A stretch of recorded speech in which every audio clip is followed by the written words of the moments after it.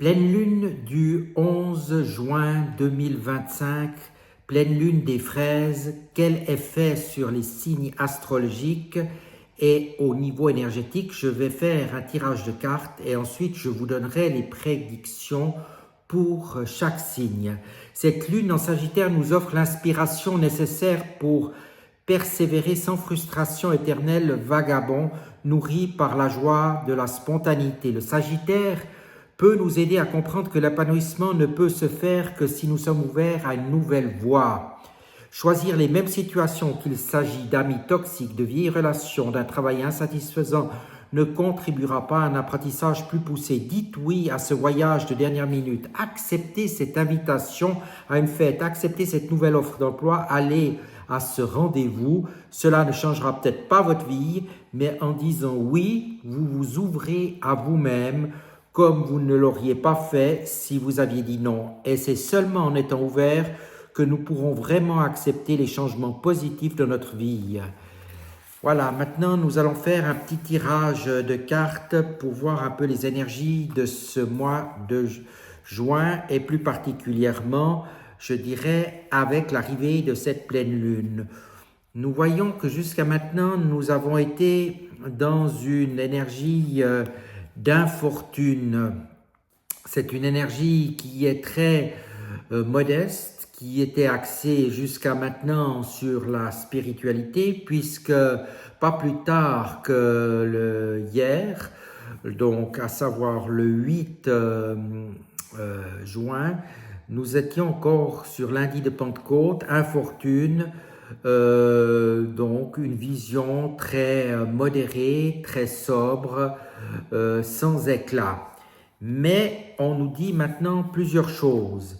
La première chose, il y a la carte campagne et je dirais santé qui est ressortie. Profitez d'aller à l'air pour vous ressourcer à la campagne, si ce n'est pas des voyages, prendre des petits bols d'air, vous ressourcer par moments, c'est excellent. Et droit derrière suit la carte repos et rajeunissement pour toutes les personnes qui donc ont besoin un peu de se ressourcer. Et enfin, nous avons la carte vérité intérieure, sagesse du cœur, vision, clarté, pureté, connaissance intuitive qui est très importante pour aller de l'avant. Excusez-moi.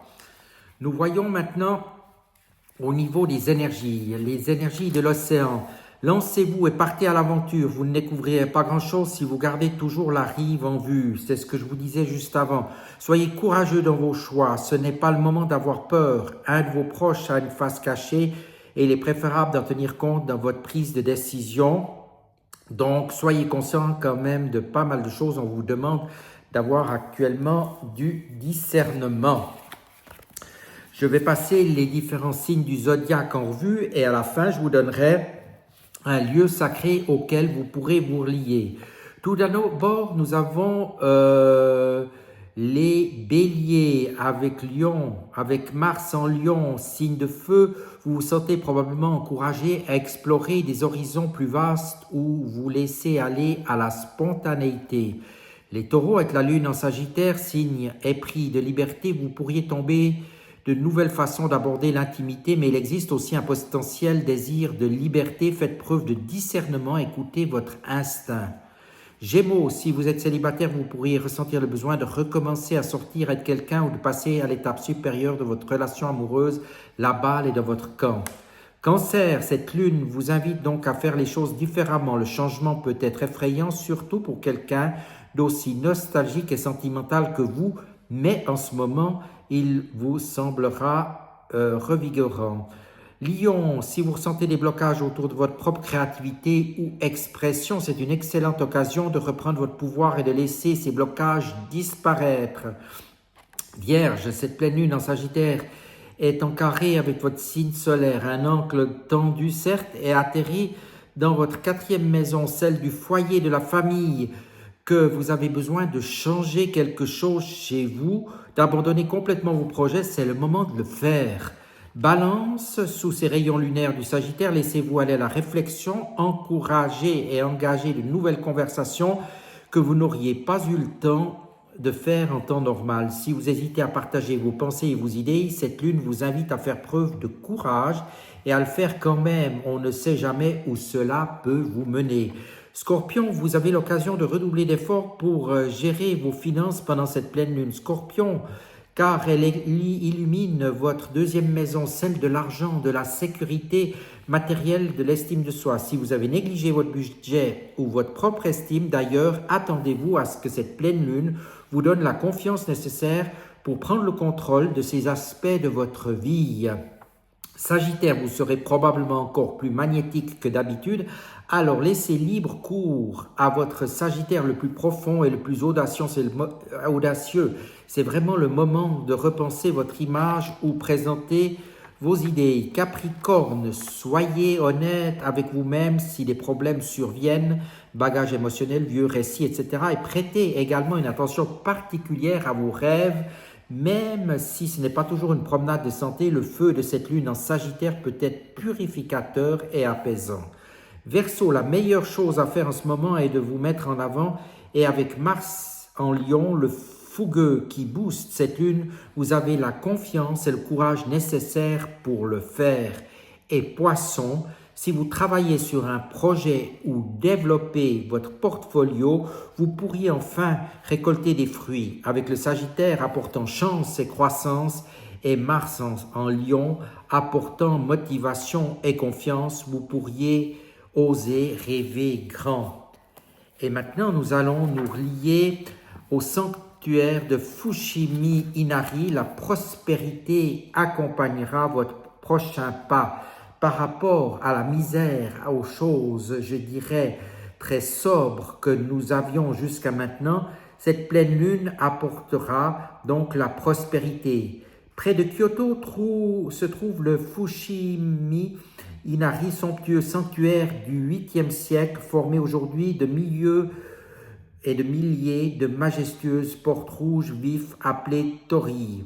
Celles-ci, disséminées sur la colline, protègent et bénissent le promeneur tout au long de son ascension, lui indiquant son entrée dans un espace sacré. Chaque pas posé sur ce site exprime la différence envers le sacré.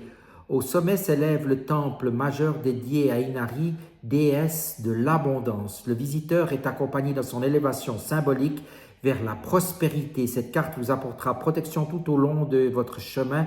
Quel que soit votre choix de vie, l'issue sera heureuse et prospère. Suivez votre voie avec confiance.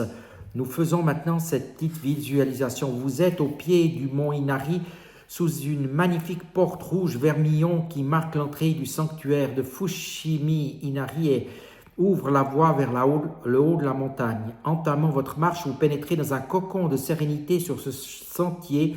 Une multitude de portes des torii balisent votre chemin. Vous vous sentez protégé. À chaque fois que vous passez un tori, transition symbolique entre le monde physique et le monde des esprits, les kami, vous élevez votre vibration. Le long du sanctuaire, de multiples statues de renards au regard rusé accompagnent joyeusement votre montée.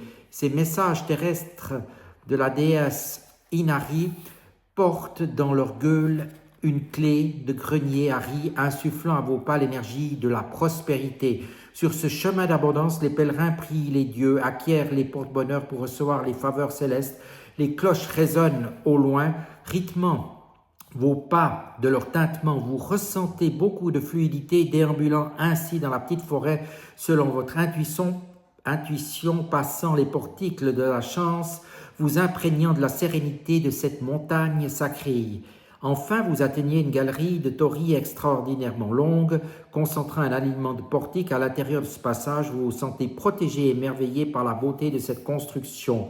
Au bout du tunnel, vous ressentez une ouverture bienfaisante vers un monde de prospérité. Maintenant, nous faisons le rituel inspiré de la marche sous les torii au sanctuaire de Fushimi Inari. Je choisis une dimension de ma vie qui appelle la prospérité. Je me mets debout. J'invoque l'énergie des grands torii rouges.